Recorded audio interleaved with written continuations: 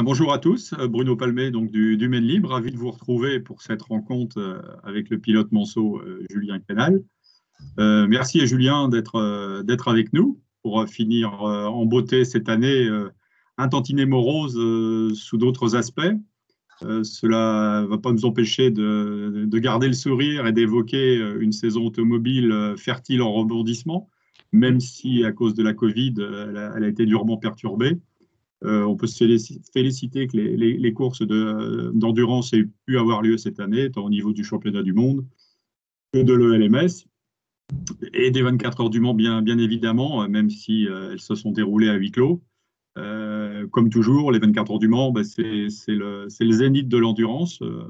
On va commencer par la première question à Julien, bien évidemment, savoir un petit peu quel est son ressenti au terme de cette saison qui a quand même été atypique et pour le moins difficile, quoi. Bonjour à tous, merci d'avoir organisé ce rendez-vous.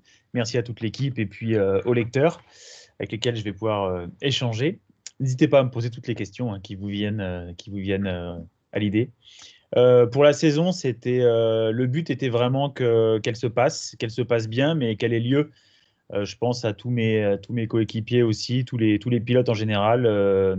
Il y avait des événements qui étaient très attendus. Évidemment, la saison, tous les championnats, championnat de France, championnat d'Europe, championnat du monde, et en particulier les 24 heures du Mans, même si ça a été compliqué, même si ça nous a manqué, hein, le public beaucoup, la Marseillaise, voilà, avec personne dans les gradins, les tribunes, c'était un peu difficile à vivre et c'était particulier. Mais le gros point positif, c'est que ça ait lieu, même à huis clos.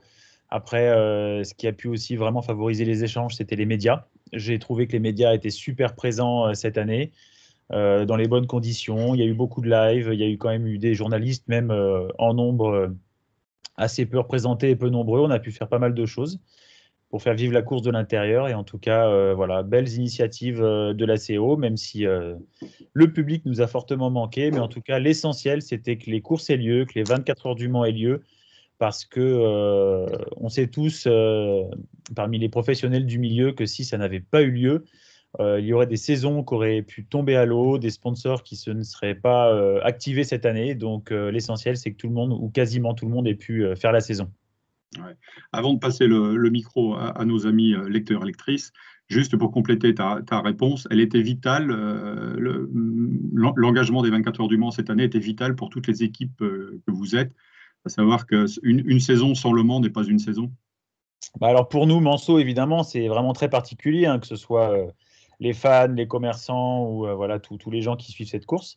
Mais vital dans le sens, voilà, économiquement, sportivement, Le Mans, ça fait partie du pilier de la saison. Il y a beaucoup de saisons, beaucoup de programmes, beaucoup de sponsors qui s'activent grâce à cette course. Voilà, je pense à beaucoup d'équipes, même en local, aux équipes françaises aussi. C'est très important. Il y a beaucoup de fans et de sponsors qui s'activent avec ça, qui donnent une contribution qui nous permet de tous rouler en saison. Et je pense que sans les 24 heures du Mans, voilà, il y aurait eu beaucoup de pertes et fracas au niveau des équipes et on aurait vu une course encore plus terne avec moins de participants.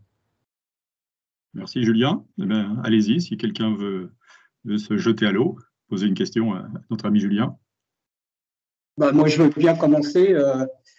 Julien, bonjour, entre autres, hein, bonjour à tout le monde.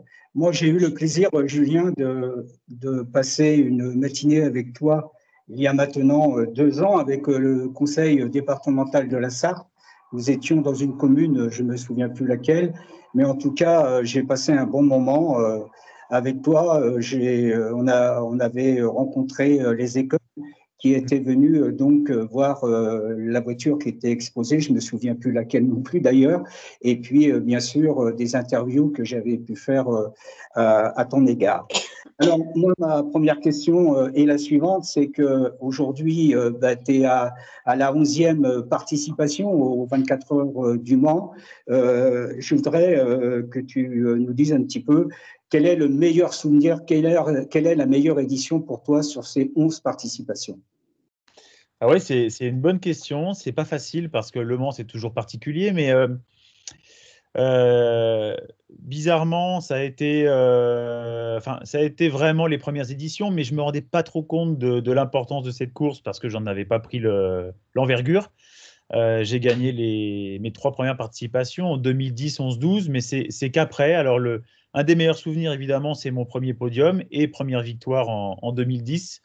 Et surtout, là où j'ai pu me rendre compte, ça a été le lundi, le mardi, la semaine d'après les 24 heures du Mans, quand on reçoit des centaines de SMS, des centaines de mails, d'appels. Là, ça m'a permis vraiment de prendre conscience de l'importance de cette course, du raisonnement médiatique et puis de la ferveur de tous les fans et de tous les fans de sport automobile. Ça a été très particulier pour moi et ce qui m'a permis aussi de prendre conscience dans les souvenirs. Alors, ce n'est pas forcément un bon souvenir, mais en 2014, j'ai abandonné. J'ai fait que 3 relais en début de course et ça m'a permis vraiment de relativiser, de savoir que Le Mans, bah voilà, ça a coupé ma progression de 3 victoires d'affilée. Et ça m'a permis après de prendre conscience et de prendre beaucoup de plaisir à la course et d'apprécier toutes les minutes que je passais sur le circuit et en piste. Et puis, les souvenirs très importants pour moi, ça a été aussi, même si on n'a pas fini la course du Mans, là où on le voulait, ça a été la course avec Rebellion Vaillante en 2017. On a quand même réussi avec aussi les petits soucis mécaniques des LMP1, notamment la Toyota. On a réussi à être leader de la course des 24 heures du Mans avec une LMP2 pendant quelques heures. Voilà, on a bataillé pour le podium, on a eu une casse de boîte, mais voilà, Le Mans, ça s'est pas très bien fini, mais la saison s'est bien finie avec le championnat du monde. Et puis aussi, peut-être un peu étrangement, cette année, on a fait 3e au Mans. Et bah, pour ma part, avec la maturité, 38 ans cette année, j'ai vraiment adoré vraiment faire ce podium. Mais ça m'a vraiment fait plaisir pour toute l'équipe. Pouvoir amener une équipe depuis ces 3 dernières années, pas à des balbutiements, mais à un début d'endurance qui n'a pas été facile parce que venait du sport automobile sprint, avec beaucoup de formules monoplaces comme la Formule Renault, la Formule 3,5 litres, qui est un petit peu l'antichambre aussi de la F1. Bah, c'était vraiment une consécration pour nous et un très beau souvenir de voir toute cette équipe de Panis Racing réunie. Tout le monde avec les larmes aux yeux, tout le monde était hyper content et malgré tout, cette 3e place, c'est pas une victoire, mais ça a été quand même une petite victoire pour l'équipe. Donc ça, c'est un super souvenir. Tu parlais de podium à l'instant, toi qui as vécu notamment 3 podiums pour des premières places dans les catégories GT. Cette année, comment vous vous êtes senti une fois sur le podium, puisque vous disiez 3e de la catégorie LMP2, en sachant qu'à vos pieds, il y a juste les équipes qui ont participé aux 24 heures. J'imagine que l'ambiance devait être très spéciale. Ah, c'est pas pareil, hein. Ça ressemblait un peu à un podium de course à l'étranger, pas trop médiatisé. Voilà, il y avait un tout petit peu d'accompagnateurs, le si peu qu'on pouvait avoir. Pour ma part, il y avait juste mon père et ma femme. Et puis, il y avait toutes les équipes. Donc, ouais, il y aurait peut-être 150, 100 personnes en bas du podium. Bah, pour ma part, encore une fois, c'était triste, mais ayant eu la chance de l'avoir vécu avec des dizaines de milliers de personnes au pied du podium, c'était un peu dommage. Ça a fait plaisir à toute l'équipe, mais voilà, c'est un peu triste parce que Le Mans, c'est vraiment une course complètement atypique, complètement dingue. Tout le public qui envahit cette ligne droite et ces stands à la fin où on peut même échanger quand nous on descend du podium avec les gens, prendre des photos, vraiment être très proche d'eux. Aussi quand on remballe hein, à la fin de la course, le champagne ou pas, on échange beaucoup avec le public, les fans. Et ça, c'était super dommage de ne pas voir autant de monde dans la ligne droite. Bon, on a pris plein de photos. J'étais un peu habitué, du coup, j'ai mis mon téléphone pour l'anecdote dans ma chaussure. Et puis, voilà, parce qu'on n'a pas de poche, en tout cas, dans nos combinaisons, on n'a pas de poche cette année. Donc, j'ai quand même pris des souvenirs. J'ai pris des selfies sur le podium. Voilà, on a pris pas mal de photos. Mais voilà, ça fait quand même super plaisir. Mais c'est vrai que c'est un peu triste comparé à cette foule qu'il y a d'habitude. Et puis voilà, on rêve aussi et on se prend un peu pour des rockstars, j'ai envie de dire, parce qu'avoir des dizaines de milliers de personnes au pied du podium, c'est juste exceptionnel. Donc voilà, ça nous motive à essayer de refaire quelque chose avec tout le public et puis remonter sur ce podium mythique du Mans. Merci Julien. Si quelqu'un veut poser une question. Moi, je veux bien. Bonjour Julien. Je voulais savoir comment vous gérez votre sommeil pendant les 24 heures, le sommeil et le stress aussi. Parce qu'il doit en avoir quand même. Ah, le stress, il y en a beaucoup. Alors moi, j'en ai un petit peu moins maintenant, puisque ça fait 11 fois. Oui. Mais il est toujours là. Il est toujours là. Il y a quand même des moments très particuliers. Moi, je fais partie des rares pilotes qui dort chez lui le soir en rentrant, tous les jours de la semaine au Mans. Ça, c'est pas pareil. Donc, ça me crée quand même une petite bulle de sérénité et voilà, pour souffler un peu. Mais ça aussi, c'est des avantages, hein. C'est-à-dire qu'il faut aussi gérer les petits impondérables de la semaine, même si on est pilote des 24 heures du Mans, habitant au Mans, donc on n'est pas à l'hôtel, on n'est pas tout seul. Après, le stress, voilà, c'est habituel. Et je dirais que c'est quand même un bon stress. Il y a du stress aussi qui est difficile à gérer pour la course, hein. Mais voilà, c'est un stress qui permet de rester très concentré. Il faut vraiment tout organiser comme dans le travail, c'est-à-dire qu'on a un agenda très précis, on a beaucoup de personnes qui s'occupent de nous au sein de l'équipe, que ce soit pour le physique. Moi, j'ai mon coach, Cédric Ayer, qui me suit depuis quasiment 20 ans maintenant, depuis la fin du karting jusqu'à maintenant, qui m'aide beaucoup à m'organiser, qui m'aide à me rester en forme, à me concentrer. Donc, il faut vraiment se créer une bulle autour de nous. On a vraiment le chef mécanicien, les team managers, les ingénieurs qui sont voilà, comme notre famille très proche au sein de l'équipe. Mais à côté de ça, il faut se créer des moments, quitte à rien faire ou juste à être un peu sur son téléphone, écouter de la musique. Il faut essayer en tout cas pour ma part, de se créer des moments vraiment sans aucune rencontre, sans personne, pour essayer vraiment de décharger le stress et d'être bien concentré. Alors, dans le malheur de cette course en public, ça a été pour nous, par contre, un peu plus facile, j'ai trouvé, à gérer au niveau logistique et stress, puisque entre les relais, on n'avait pas besoin de traverser la foule, les fans, pour rejoindre l'endroit où on dort, l'endroit où on mange. Donc, pour nous, c'était beaucoup plus simple, beaucoup moins de stress, beaucoup moins de perte de temps, d'énergie, parce que quelque part, c'est un peu dommage. Il y a beaucoup de pilotes qui le font. Quand on voit des fois des pilotes qui courent depuis les stands vers l'endroit où ils se restaurent et où ils dorment, c'est pas forcément parce qu'ils sont pressés, c'est aussi pour éviter de s'arrêter tous les mètres ou tous les 5 mètres avec les fans, et ce qui est normal aussi, hein, parce que chacun veut un petit peu de souvenirs et veut échanger avec nous. Mais il y a des moments où on n'a pas vraiment le temps. Il faut vraiment qu'on se concentre sur notre repos, notre repas, et voilà, et essayer de se vider la tête. Et pour moi, c'est vraiment un truc que j'ai compris maintenant, c'est-à-dire qu'on sort de la voiture, on a toujours notre coach sportif, on échange quelques mots avec l'ingénieur, avec les responsables de l'équipe, et puis tout de suite, moi, je ne reste pas du tout devant les écrans, c'est très rare. Pour ça aussi, des fois, qu'on voit un peu moins de photos, en tout cas de moi dans les stands, parce que j'aime pas rester dans le stand pendant que la voiture roule. C'est du stress, c'est regarder les écrans, il y a beaucoup de bruit quand même dans les stands, donc ça fatigue. Donc pour moi, c'est essentiel de vite, rapidement filer dans le camion et se reposer, et se changer, faire sécher les vêtements, manger et aller tout de suite se coucher, même si on n'a pas besoin de dormir. On dort vraiment, enfin en tout cas pour ma part, qu'à partir de la moitié de la nuit, voire le petit matin. Donc c'est du repos un peu forcé, une petite musique, essayer de se mettre un casque sur les oreilles pour couper le bruit. Et c'est ça qui va nous faire vraiment nous reposer, nous détendre. En tout cas, moi, c'est ma technique. Après, concernant l'organisation de la course, c'est plutôt une entente entre les pilotes. Voilà, moi, je sais que mes deux coéquipiers avaient 12-13 ans de moins que moi. Donc, ils sont aussi en très, très grande forme. C'est des pilotes pros. Et je sais qu'il y en avait surtout un des deux qui était très, très rapide la nuit. Donc, pour moi, pour ma part, je leur ai fait part de mes envies, d'essayer de privilégier la nuit un peu plus de relais pour mes deux coéquipiers qui étaient vraiment en pleine force de l'âge, hein, 23, 24, enfin 25 ans pour le plus âgé des deux. Et puis moi, me préserver sur la fin de soirée, plutôt arrêter de rouler vers 2-3 heures du matin et puis reprendre après au petit matin. Ce qui s'est déroulé pour nous sans souci. On a pu respecter le plan quasiment à 1 heure et demie près. Donc ça nous a permis, c'est une entente entre chacun. Mais tout ça, c'est comme un planning de travail.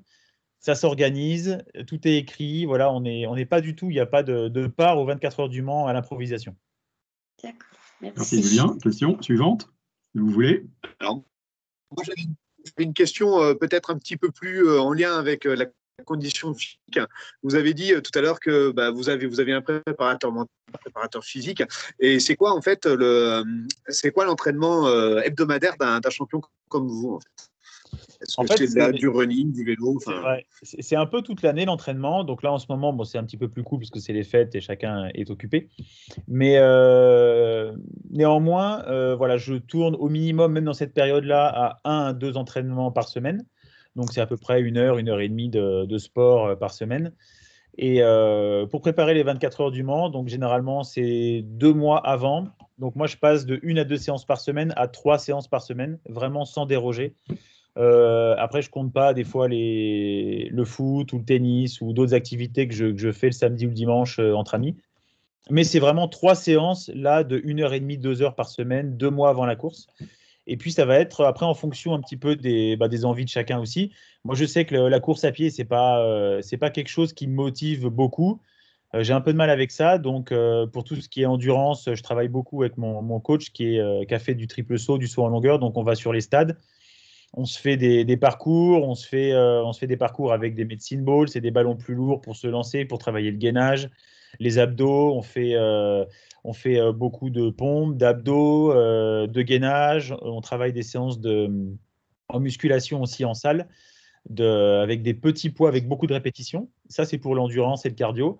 Et on a généralement une séance toutes les 2 ou 3 semaines de force, donc avec des poids beaucoup plus lourds, peu de répétitions pour essayer de renforcer les muscles. Sans pour autant, alors il faut faire attention à comment on travaille aussi, parce que le poids, c'est très important chez nous.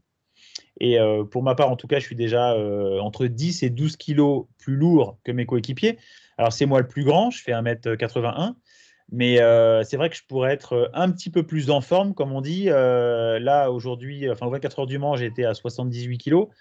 Voilà, quand je suis 12 kilos en moyenne plus lourd que mes coéquipiers, ça représente quand même 2 à 3 dixièmes au tour sur un circuit normal. Donc, ce qui est énorme en sport automobile. Donc, au Mans, c'est plutôt proche de 6-7 dixièmes. Voilà, ça dépend un peu des circuits. Parce qu'il y a l'usure des pneus, parce que 12 kilos, bah, l'air de rien, quand on prend un virage et qu'on prend ce qu'on peut dire en termes de G, c'est-à-dire de nombre de fois le poids, bah, 12 kilos, si on prend 1 G, 1,5, 2 G dans un virage, ça veut dire qu'on passe plus à 12, on est à 24 ou plus. Donc, les pneus s'usent un peu plus, donc tout s'use un petit peu plus sur la voiture. Et ça, c'est important. Donc, c'est pour ça que le Mans est important aussi en conditions physiques. Il faut peser le moins lourd possible, puisque les voitures sont pesées elles-mêmes, puis après, ça dépend du poids du pilote. Et donc, pour le sport, c'est ça. C'est 3 séances par semaine, de la musculation en salle, du renforcement musculaire dehors. Et puis après, bon, là, cette année, c'était compliqué, mais un peu de piscine, voilà, même si ça peut paraître un peu rébarbatif aussi, c'est important. La technique, je pense que toucher à tout dans les autres sports, c'est important aussi. Ça fait 2 ans que je le fais, que je me suis mis au foot parce que j'ai découvert ça au travers de mes enfants. Et le fait de s'entraîner à côté dans d'autres sports, ça peut être un sport de raquette, ça peut être le foot en salle, la natation, de travailler une autre technique, une autre sensibilité, ça nous fait toujours gagner en perception pour le sport automobile. Compte tenu du niveau qui est aujourd'hui celui des 24 heures du Mans et de l'homogénéité des pilotes, le niveau physique est devenu une exigence, quel que soit l'âge du pilote. C'est hyper important parce que le physique, on n'y pense pas assez. La plupart des gens qui ne sont pas forcément fans de sport auto pensent qu'on tourne un peu en rond et qu'il suffit juste de tourner le volant. Mais malgré tout, les directions qu'il y a dans nos voitures sont des directions assistées, mais ce n'est pas autant assisté évidemment qu'une voiture de tous les jours. Donc ça demande, et puis même pour la sensibilité, on a besoin d'avoir une direction plutôt très dure. Donc ça, on peut la régler sur le volant, mais du coup, ça demande quand même beaucoup de concentration. C'est pour ça que on va dire l'athlète un peu type pour les 24 heures du Mans, ce serait un peu le triathlon. Le triathlète, voilà, qui touche à tout, qui peut faire vraiment à l'image des 24 heures du Mans, c'est une course d'endurance. Donc il faut vraiment être très gainé, pouvoir avoir une tension dans les bras, dans le cou, dans les jambes, voilà, qui puisse passer comme ça plusieurs heures d'affilée, puisqu'on peut faire entre 2, 3, 4 relais d'affilée. Donc au minimum, au Mans, on roule pas moins d'1h15, 1h20 dans la voiture. Vraiment le grand minimum. Mais d'habitude, on fait plutôt 2 heures, entre 2 heures et 2h45. Donc il faut vraiment tenir bon, il faut arriver à ne pas avoir de contracture, le côté nutrition est hyper important aussi, essayer de ne pas manger trop acide. Ça, tous les sportifs le savent, mais c'est-à-dire éviter la viande rouge au maximum, plutôt viande blanche, plutôt poisson, plutôt beaucoup de crudités et de légumes. Voilà, il y a tout un côté aussi nutrition qui est hyper important parce qu'on n'a pas l'habitude, en tout cas, ce n'est pas forcément rentré dans tous les mœurs, mais c'est valable aussi dans le travail, c'est pareil. Quand on prend un gros petit-déj ou un déjeuner copieux, après l'après-midi, on a envie de faire une sieste, quoi. Donc pour nous, c'est pareil. C'est s'alimenter vraiment en petite dose, plutôt souvent, boire beaucoup avant. D'ailleurs, ça, c'est une part importante de l'entraînement et de la course aussi. On l'a moins fait ces dernières années, mais chez l'Arbre Compétition, quand j'ai commencé les 24 heures du Mans, on avait quelque chose qui était hyper important, c'est une balance. Tout simplement une balance, un pèse-personne dans l'équipe, où quand on rentrait d'un relais, on se pèse et on doit faire le même poids que quand on est parti pour faire ce relais avant.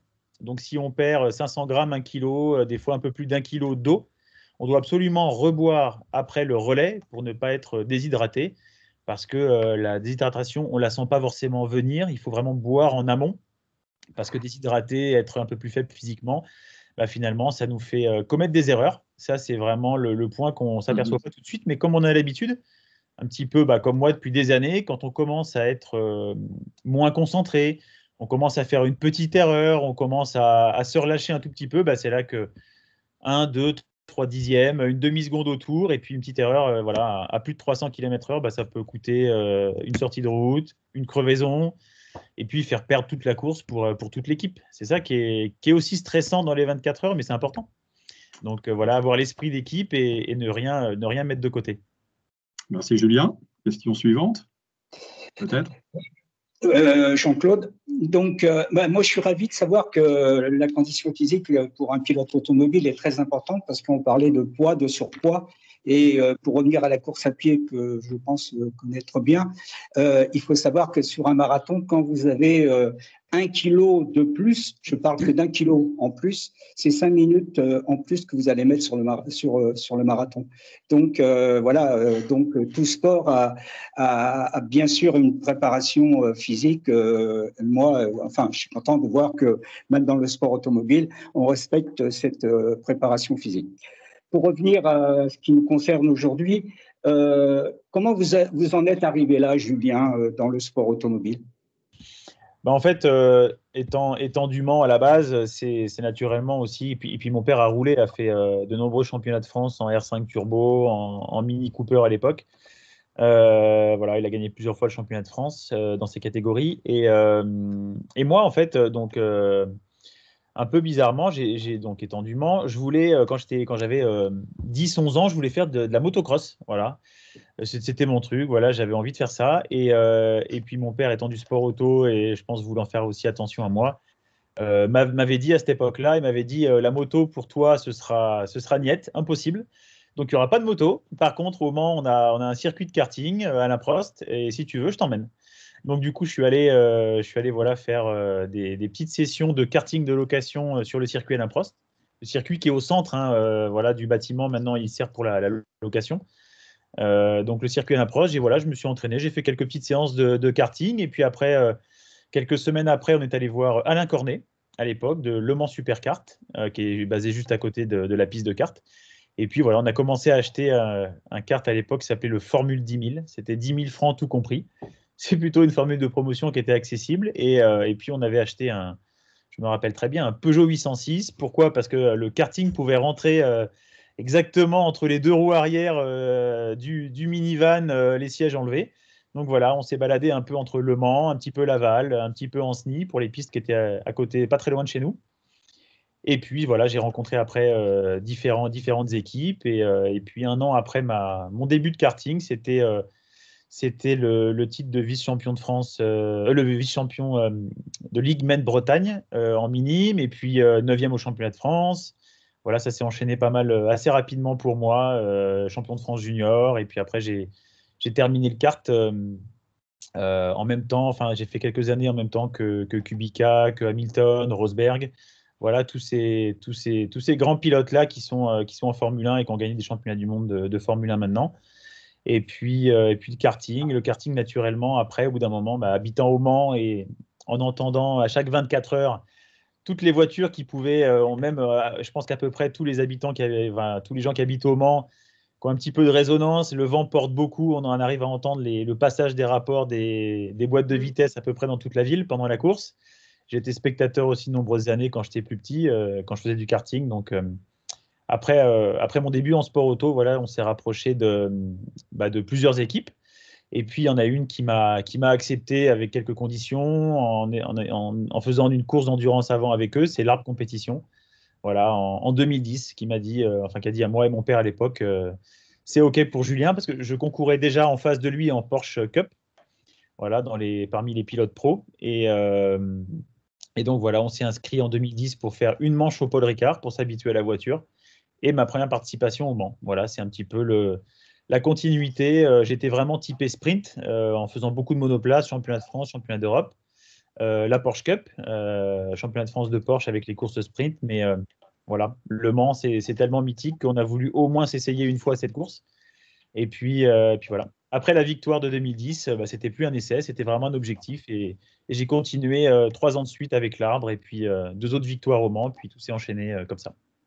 Julien, on parlait justement de tes débuts, notamment en monoplace. Tu as fréquenté les bancs de l'école du Graf Racing, au sein de laquelle tu as aussi fréquenté un certain Simon Pagenaud qui a gagné les 500 miles d'Indianapolis. La monoplace, c'est quelque chose qui t'aurait tenté? C'est en fait, je pense que à l'image d'un jeune qui joue au foot au Mans ou au Villaret ou dans un petit club, c'est comme si tu lui parles d'aller jouer au PSG, quoi. C'est-à-dire que c'est la même chose, ou à l'OM. C'est la consécration. Je pense que tout pilote qui commence dans le karting ou même en formule de monoplace, comme tu le dis, en formule Renault. Alors à l'époque c'était la Campus, là c'est avec la filière Elf, maintenant c'est la formule 2 litres. C'est la Formule 1, c'est le Graal. Et je pense qu'à partir du moment où on goûte au sport automobile, quasiment tous les pilotes rêvent d'aller en Formule 1. Ce n'est pas un rêve en soi, je pense, où c'est pour très peu de gagner les 24 heures du Mans, parce que c'est une course d'endurance, il faut quand même une certaine maturité, il y a toute une équipe derrière nous. Bon, on sait bien que quand on est un peu plus jeune, on est un peu plus, voilà, un peu plus d'ego, on a envie de se montrer, on a envie de réussir par soi-même, pas forcément de privilégier les courses d'équipe. Donc oui, la Formule 1, et puis en voyant aussi, moi, mes collègues, on va dire, de karting comme Hamilton, Rosberg, Kubica, pour ceux que j'ai cités, Raikkonen, Alonso, qui étaient une ou deux catégories au-dessus de moi, un peu plus âgés. Et les voir réussir, voilà, c'était vraiment un rêve. Maintenant, j'en parle souvent, mais quand moi, dans une Coupe du Monde, par exemple, dans ma dernière Coupe du Monde au Japon, je fais 8e. 9e, c'était à Montéguy. 9e, c'était Rosberg. Hamilton avait gagné la course. Il n'y a que 1 dixième et demi entre mon meilleur temps au tour en course et celui d'Hamilton. Et j'étais un poil plus vite que Rosberg en course. Mais voilà, c'est la vie. Après, c'est comme les opportunités dans le travail, dans la famille, plein de choses au niveau perso. C'est des spirales, c'est des rencontres. Bon, moi, je me plains pas. J'ai vraiment j'ai eu en tout cas des très beaux moments en sport auto. 3 victoires au Mans, 3 fois le champion du monde d'endurance, vainqueur. Donc ça, c'était vraiment exceptionnel. Maintenant, oui, c'est toujours un petit peu. Alors, c'est pas de l'amertume parce que maintenant, ça m'a passé, mais la Formule 1, c'est la Coupe du Monde de football. C'est-à-dire que c'est ce dont rêvent 99% des pilotes de sport automobile et de karting. Merci. Une autre question pour Julien? Moi, je voulais parler de l'alimentation, mais vous en avez discuté tout à l'heure. Donc, vous avez répondu à mes questions. Et puis, l'autre, vous faites du sport, vous avez répondu aussi. Donc, voilà, pour moi, c'est bon. J'en ai encore une. C'est l'avenir. Comment voyez-vous en fait votre saison 2021 ? Parce qu'on sait très bien que le championnat en fait est en train d'évoluer en termes de catégories, etc. Donc, est-ce que vous vous projetez sur la nouvelle catégorie ou pas? Enfin, comment vous voyez les choses? On entend parler du retour de Peugeot, du retour de Porsche. Enfin, il y a de belles choses en ce moment qui sont citées dans le sport auto et voilà. Comment voyez-vous les choses? Avez-vous déjà des touches? Ouais. Alors là, c'est la grosse période de rush pour nous en ce moment. Ça s'est déjà un petit peu amorcé durant la dernière course et l'avant-dernière. En tout cas, moi, je commence à avoir vraiment l'habitude du transfert, comme au football en saison pendant l'été. Là, pour nous, c'est l'hiver. Donc là, c'est un peu l'effervescence, mais l'effervescence, elle est aussi beaucoup ralentie avec le contexte économique. Il y a beaucoup d'entreprises qui prospèrent, qui ont même augmenté leur chiffre d'affaires récemment, donc ça, tant mieux pour eux. Maintenant, il y a une grande partie aussi des acteurs économiques qui sont sponsors, fans, qui aident la majorité des pilotes où c'est compliqué. Donc là, on est un peu tous en train d'attendre les budgets, de savoir si les sponsors se réengagent ou pas. Même pour ma part, qui me finance en partie personnellement, c'est compliqué. Ça va vraiment dépendre de cet hiver et de l'ouverture ou pas des lieux publics, du trafic du monde dans les lieux publics qui me concernent, en tout cas pour mes restaurants. Donc ça, c'est très dur. J'ai quand même engagé les démarches alors, avec l'équipe Panis, on s'est au téléphone quasiment toutes les semaines pour voir ce qui peut être réalisable.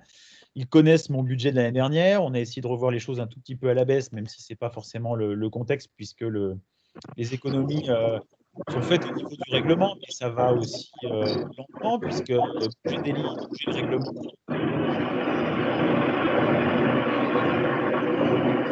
Bouger le règlement technique, c'est pas facile, mais l'ACO là-dessus fait un gros travail. Ça fait déjà pas mal de temps que nous, en interne, on en parle, de rationaliser, d'essayer de retomber sur des budgets un peu plus normaux. Alors, ne serait-ce que pour la nouvelle catégorie Hypercar, que pour le Proto, le GT, il y a beaucoup de choses qui sont en cours. On en parlait déjà il y a longtemps.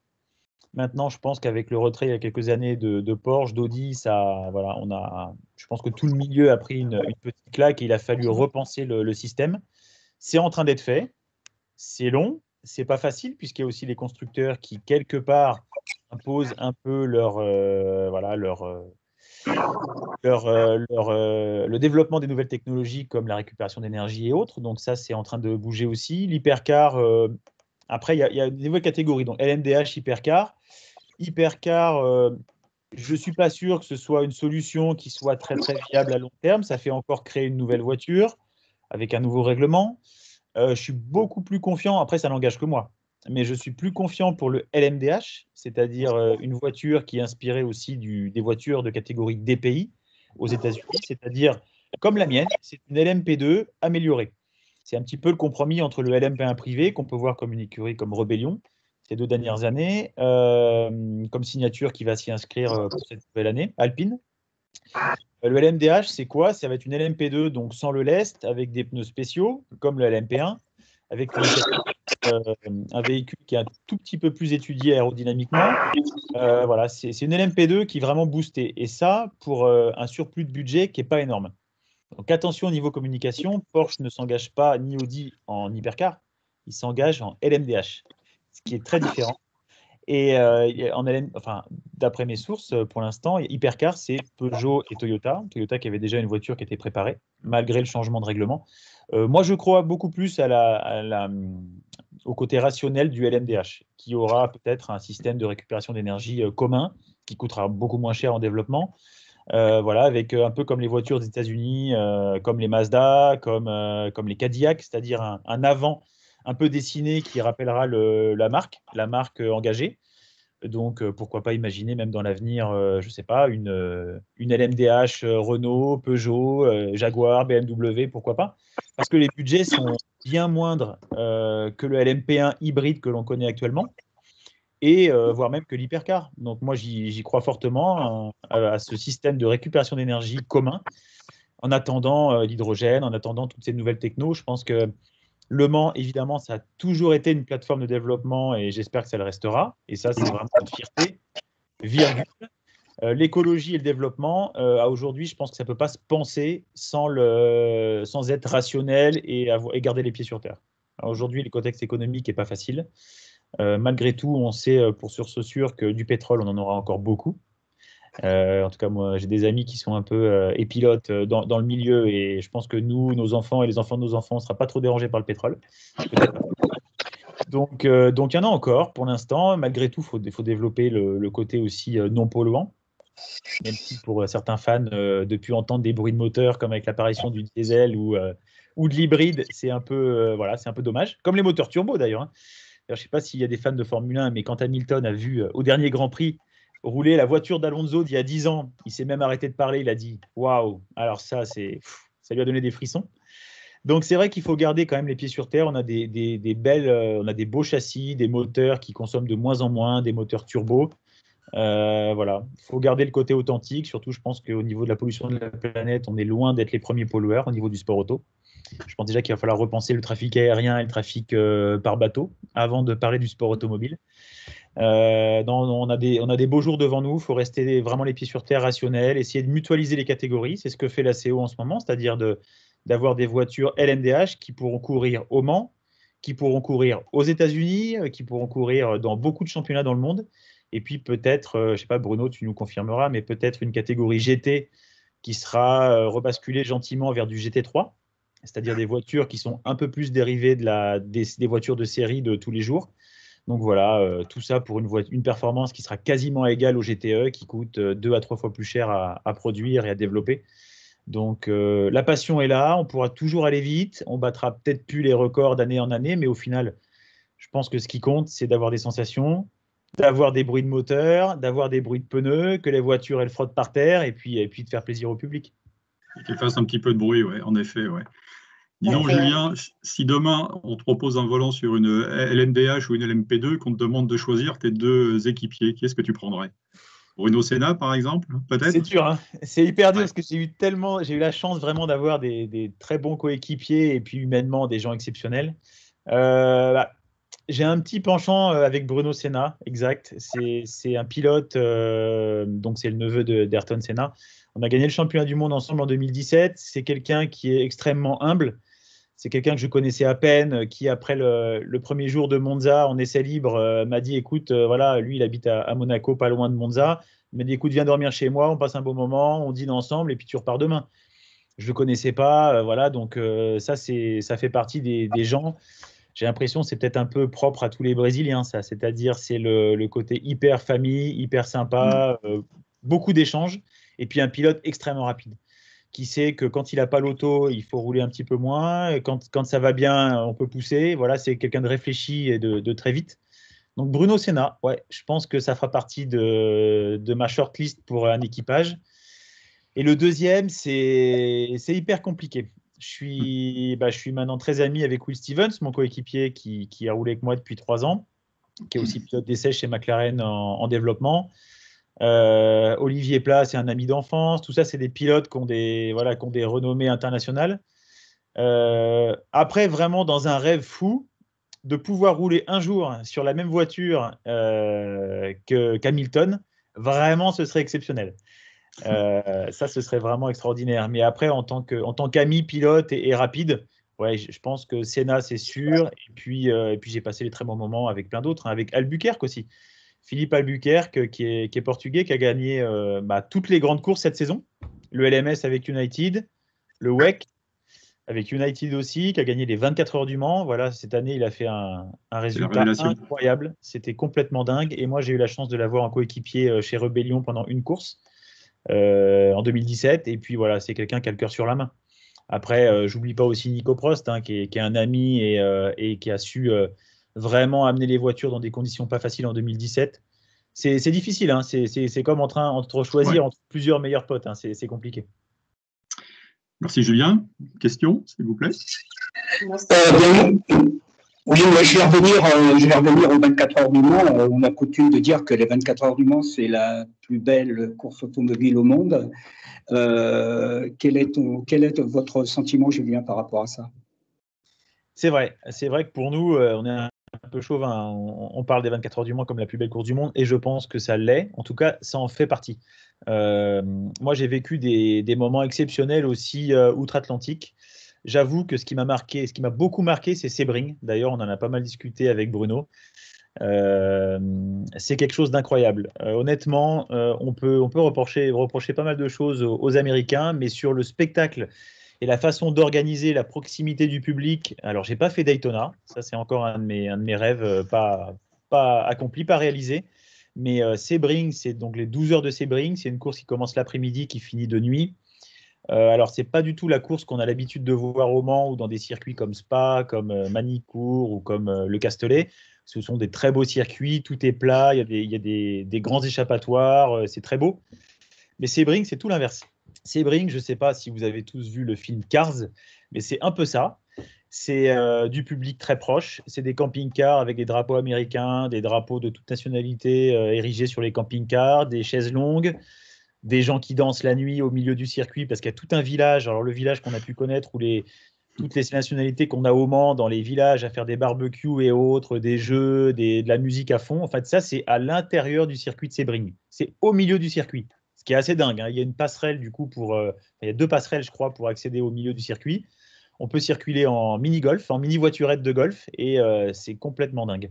C'est une course folle qui est à Sebring, juste à côté de Miami. Donc, on peut aussi aller voir les alligators, on peut faire du tir à côté en libre service. Enfin, c'est juste fou. la proximité avec le public, c'est vraiment génial. Donc, je pense que cette course, c'est génial aussi. Le Mans, c'est mythique. Moi, il me manque Daytona. Il me manque Daytona et je réfléchis aussi, pourquoi pas, à faire. Alors, je l'avais fait en karting à l'époque, mais la course de Monaco. Moi, j'ai jamais roulé à Monaco dans les rues de la Principauté. Je l'ai fait que en kart, donc sur une toute petite partie du circuit F1. Mais je réfléchis pourquoi pas à essayer de trouver un deal et à essayer de rouler un jour en Porsche là-bas, puisque c'est une des catégories les plus accessibles pour moi. Pourquoi pas essayer de faire Monaco en Porsche Cup. Tu parlais de Sebring à l'instant où un certain Steve McQueen avait fini deuxième de la course en 1970. Toi qui es un petit peu un ambassadeur du Mans, est-ce que tu peux témoigner justement de la notoriété du Mans quand on est à l'étranger, qu'on soit aux États-Unis, qu'on soit au Japon, qu'on soit au Mexique? On parle souvent de villes françaises comme Bordeaux et de son vin, mais je pense que Le Mans aussi est vraiment très connu et plus que certains Sartois peuvent l'imaginer. Et c'est pas parce Bien qu'on sûr. est des fans d'automobile qu'on peut en témoigner, mais je crois que tu peux toi aussi dire quelque chose là-dessus. Ah, c'est vrai qu'au-delà de la rillette, hein, en local, Le Mans, c'est hyper connu. On peut discuter avec pas mal de personnes, hein, que ce soit du milieu du sport auto ou pas. Le Mans, des fois, les gens se posent la question, ils disent Le Mans, ça me dit quelque chose? Je dis oui, les 24 heures. Ah, ok, les 24 heures. Ça, c'est vraiment mondialement reconnu. Les Américains en sont complètement fans. Ils ont une course aussi, mis à part Sebring, qui s'appelle Petit Le Mans, qui est, rappelle-moi Bruno, à côté de… Road Atlanta. Au Road Atlanta, voilà, à côté d'Atlanta. C'est une course de 10 heures qui commence aussi de jour, qui finit de nuit. Voilà, je crois que les Américains en sont hyper fans. La preuve en est que, voilà, avec l'écurie, par exemple, Corvette ou d'autres écuries américaines, même des écuries Porsche, des écuries outre-Atlantique, voilà, ça fait partie. Ils ont leur course, hein, ils ont évidemment, il faut qu'ils brillent chez eux. Mais venir au Mans, venir aux 24 heures du Mans et gagner ici, ça fait quasiment clairement partie de leur patrimoine. Pour eux, c'est mythique, c'est vraiment une course incroyable. Pour eux, ça fait partie de leur budget, hein. Quand ils votent les budgets à l'année, Le Mans est dedans. Et ce serait ne pas concourir au Mans et ne pas essayer de gagner Le Mans, ce serait pour eux vraiment un sacrilège. C'est très difficile. Et puis on le voit à Sebring, on le voit dans d'autres circuits aux États-Unis, même ailleurs, hein, dans le monde. On a souvent une affiche, on a des photos des 24 heures du Mans, on a même en Asie, il y a beaucoup de fans qui sont japonais, chinois, qui connaissent Le Mans comme leur poche. On a pas mal de nationalités d'ailleurs qui viennent au Mans et qui se déplacent pratiquement dans tout le championnat du monde. Moi, j'ai réussi à récupérer des drapeaux, des photos. Je pense à beaucoup de pays comme les Pays-Bas, les pays de l'Est aussi. Les Allemands sont hyper fans. Les Asiatiques et les pays et les États-Unis. On a une belle résonance et je pense que ça, il faut vraiment être proche de ça, être à l'écoute. Je l'avais déjà dit dans quelques interviews, mais moi, par exemple, mes enfants font du foot et je vois la passion qu'ils ont pour leur joueur préféré en pouvant juste mettre un maillot. Quand on va dans un entraînement de foot, on a 15 Mbappé, on a 20 Neymar, on a du Messi, du Ronaldo. Ça, c'est très important. Ils prennent un ballon, ils vont quasiment en bas de chez eux, ils s'identifient à leur joueur favori. Je pense que là-dessus, Le Mans, donc c'est une résonance internationale, mais il faut le cultiver. Et il faut la cultiver aussi par la simplicité et la communication. Je pense qu'au-delà des grandes entreprises et des grandes firmes internationales comme Porsche, Audi, Peugeot ou autres, hein, voilà, essayent de s'inscrire dans des nouveaux projets, il faut que les gens puissent s'identifier. Il faut que quand la personne descend de son bureau, part de chez lui, qu'il conduit sa voiture, qu'il puisse se dire, bah voilà, ma voiture, la marque pour laquelle, que j'ai acheté comme voiture, elle roule au Mans. La voiture, elle a un passé, elle a une philosophie. La marque, maintenant, en plus, avec les jeunes aujourd'hui, je pense qu'on a tous envie de justifier, d'avoir une cause, de savoir pourquoi on achète une voiture, de savoir comment elle est faite, d'avoir un peu l'ADN de l'entreprise. Le Mans et les gens qui élaborent nos règlements, il faut qu'ils se souviennent de ça.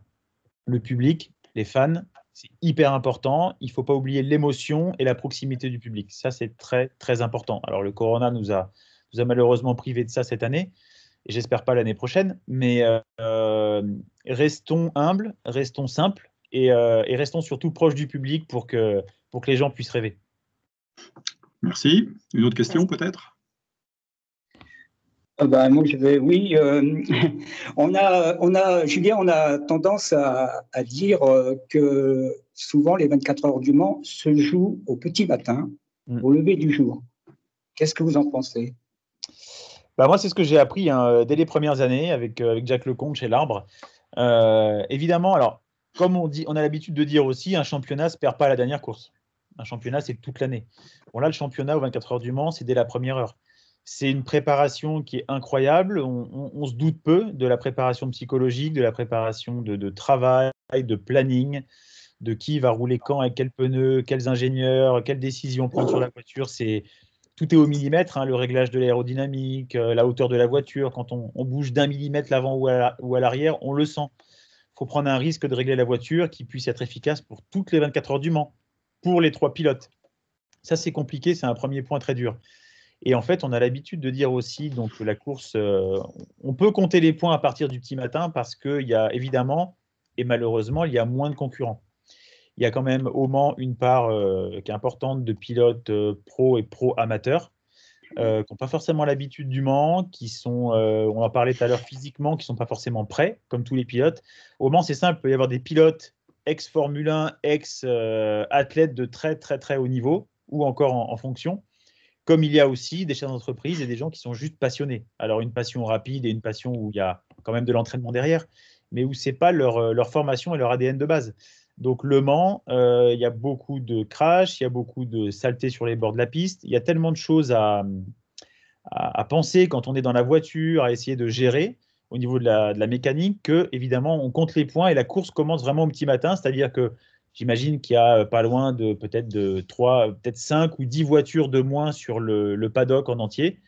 Donc, il y a moins de concurrents et la piste commence à être un peu plus sale, alors en fonction de la météo, mais il y a plus d'embûches, la mécanique commence à être un peu usée.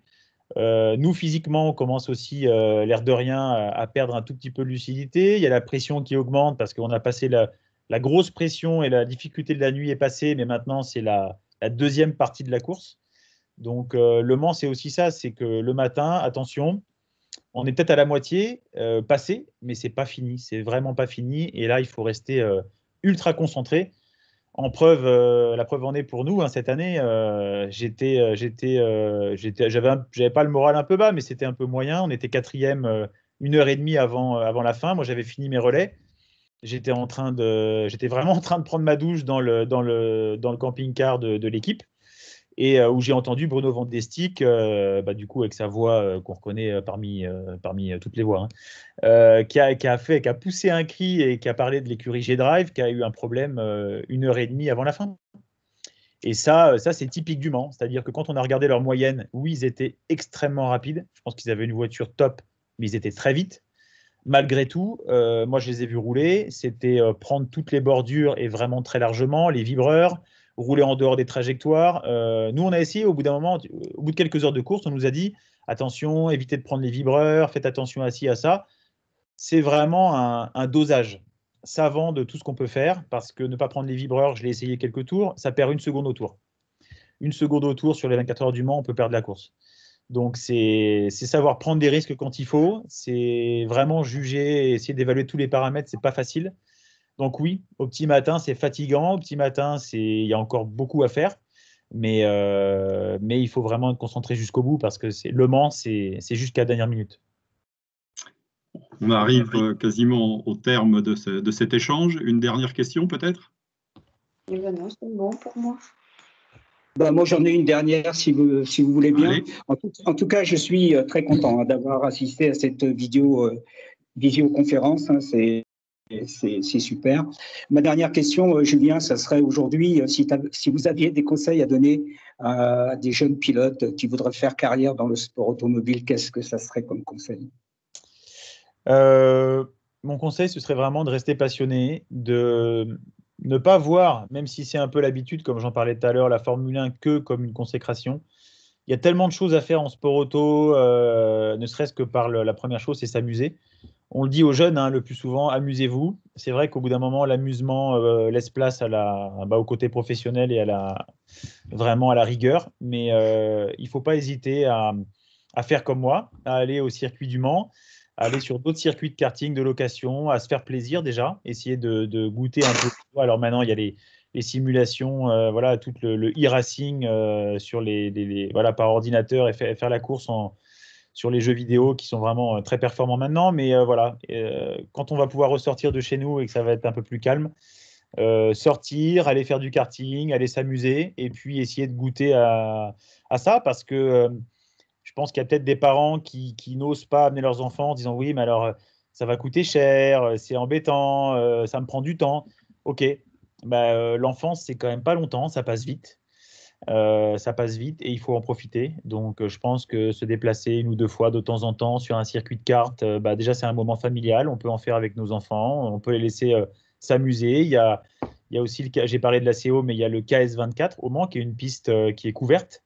Moi, je sais que mes enfants en ont fait une quinzaine de fois là-bas. Ils s'éclatent et c'est vraiment, voilà, il y a toute la sécurité possible. Nous, en tant que parents, on peut les voir depuis le bar, depuis l'intérieur. On voit tout le circuit. C'est hyper sympa. Donc voilà, allez vous éclater en dehors, amusez-vous. Et puis, il faut surtout, on le dit, hein, ça paraît un peu bateau, mais croire en ses rêves, c'est important.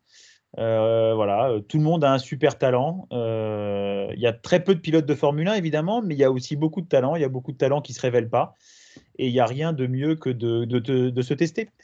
Moi, quand j'étais plus jeune, j'ai fait du basket, j'ai fait du judo. J'ai fait un petit peu de tennis, j'ai fait plein de choses en fait. Et je me suis retrouvé dans le karting parce qu'à un moment donné, ça me correspond. Mais il faut essayer. Et puis, on n'est pas à l'abri d'avoir un deuxième Hamilton, un deuxième Ayrton Senna, Alain Prost, on ne sait pas. Donc voilà, il y a quand même, comme au foot, hein, il y a des gens qui regardent, il y a des gens qui sont attentifs donc, et qui sont prêts aussi à investir sur des jeunes talents, et il y en a. Donc, il faut aller tester, il faut aller se faire plaisir, et puis on ne sait pas où ça peut nous mener, mais ça peut nous mener à des bons souvenirs, et puis à une carrière pro, on ne sait pas. Merci. Cool. Ben, merci Julien, merci à vous tous d'avoir partagé ce moment bien sympathique, d'avoir échangé avec Julien Canal, qu'on espère retrouver aux prochaines 24 heures du Mans. On espère aussi qu'ils pourront se dérouler au mois de juin, voire au mois de septembre si la situation ne s'est pas améliorée. Merci de nous suivre sur le lemellibre.fr et le journal Le Mail Libre, le journal historique des 24 heures. À bientôt pour de nouvelles aventures. Merci à tous. Au revoir. Merci. Merci. Merci. Au revoir. Salut, merci.